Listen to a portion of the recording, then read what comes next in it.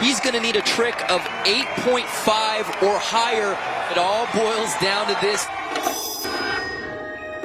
We know Nigel Houston lands on his feet. The reigning king of street skateboarding defies gravity, finds his board, and sends the crowd into a frenzy. It's a pattern he's used to repeating. But to understand how dominant he is now, you have to know how he came to control his own fate. You might not know it now because I just look like a typical white lady from California. But for 15 years, I wore a head wrap. I did not own a pair of pants. I was raised vegan for the first 15 years of my life. Very strict vegan because my dad was very set on that. We homeschooled our children. All of our children, for example, were born at home. As a Rasta family, we made a conscious effort to kind of separate ourselves from society. And so I think skateboarding and the sports world was a way that we were able to do that. My dad used to skate back in his teenage years, and he loved it. So then I think when he had me and my brothers, he really wanted to kind of get us into skateboarding. Early in his childhood, Nigel skated with his dad and older brothers at local parks. It didn't take long before word got out that something extraordinary was happening on these normal family outings. Just got the phone call of like, hey man, there's this kid, he's outrageous, and wait till you see this guy. It's a 6-7-year-old with dreads and this just amazing talent. As a family, I mean, we lived and breathed and ate skateboarding. My dad was really controlling, and he did want me to skate every single day. I would say he did it in like a little bit of a strict way, which probably wasn't necessary because bottom line, I love skateboarding. That's all I wanted to do anyway. With a sponsorship from Element Skateboards and an invite to compete at X Games, Nigel suddenly had a full-blown skating career at 11 years old that supported the whole Houston family. But Nigel's perfect California life was about to change. In 2006, Nigel and Ademi visited Puerto Rico for a contest. Soon after, the father moved the family to a secluded 26-acre farm there, bought with Nigel's earnings. I think he wanted to try to keep me and my brothers as far as possible away from like having friends and being a normal kid and getting into trouble and like getting into girls and yeah, stuff like that.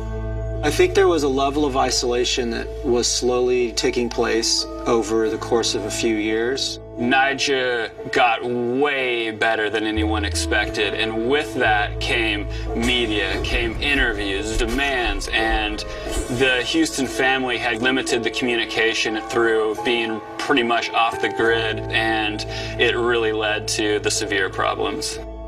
It came to a point where I wasn't showing up to enough autograph signings and demos and stuff, and it sucks because I wasn't really even aware of that because I wasn't talking to them. My dad was. It all kind of started to go downhill from there. I did get a phone call from Ryan Kingman, who was the then team manager for Element Skateboards, and he was calling to warn me, like, hey, this can't go on like this anymore, or we have no choice but to let Nigel go. That was a very surprising thing, and I feel like I'm always kind of meant to be on that company. It was my first sponsor ever. When that whole thing was going down, I didn't feel like it was right at all. Nigel's contact with the skate world was limited by Ademi, and he lived in social isolation. And there were other problems for the family. According to court documents submitted in their divorce, Kelly alleged that occasionally, Ademi physically and emotionally abused her and Nigel's two older brothers. Ademi was unavailable for comment for this piece, and Kelly wouldn't talk about the allegations on camera, but the combined effect of their life in Puerto Rico led her to make a big decision.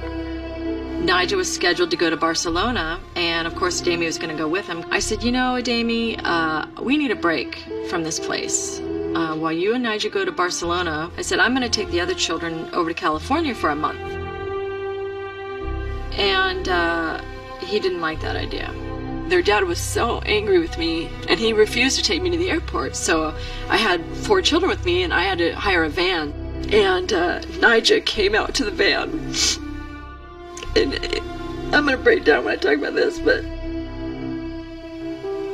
that was the worst. Because the way he looked at me and the way I looked at him, we both knew, like, this is it. Mom's leaving, but Mom has to leave. And that was really the very saddest moment of my entire life.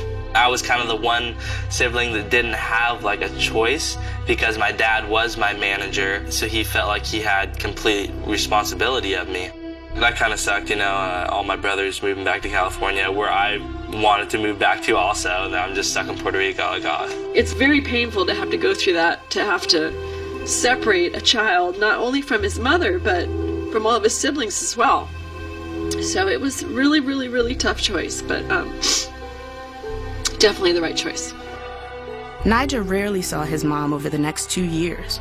With Ademi controlling Nyjah's travel and insisting that they stay in Puerto Rico, Kelly finally filed for divorce in July 2009 and petitioned for full custody of Nyjah and his 3 other minor siblings. That meant the court had to decide which parent controlled Nyjah's career.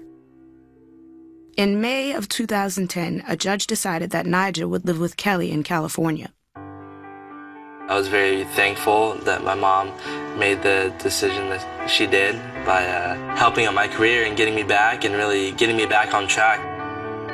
What rekindled the relationship with Nyjah? His mother, for sure. She's really like kind of the glue between all of us. He was already one of the best skateboarders alive. When we started Street League, we knew that it was incomplete without him, and she really made it happen. When I found out about Street League, it was a scramble of how am I going to get him there?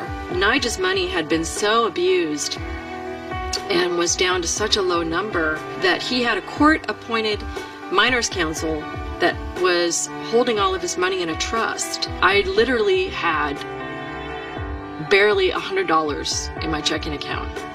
So I was completely going to Arizona for the first Street League on a wing and a prayer. She called me and said, hey, we're having trouble with the credit card. And I just said, hey, just put all their rooms on my card. Don't even worry about it. And then Nyjah won. He won $150,000. That was kind of the beginning of everything going up. I think that was one of the most important and best feeling contests I've ever won before. And that first event literally changed their lives. From that point, I was able to prove to the courts that I had all the right intentions for my son. And little by little, they gave me more control of managing Nyjah's career. Nyjah finally had the one thing Ademi would never give him, a taste of freedom. At 18 years old, he's Nyjah Huston, the skateboarder,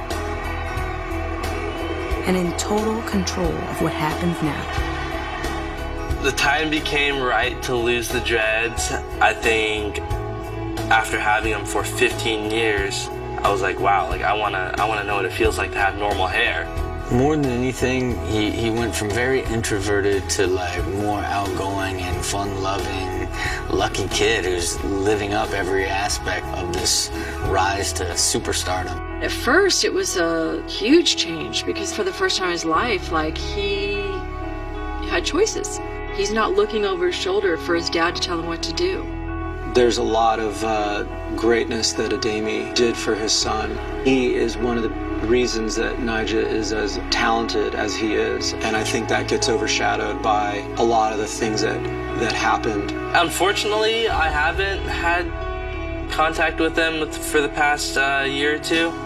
If he did happen to call me anytime soon, I completely accept him back in my life because I am thankful for the way he raised me. Even though it was really strict, it was also what got me to where I am right now. So I always have to be thankful for that.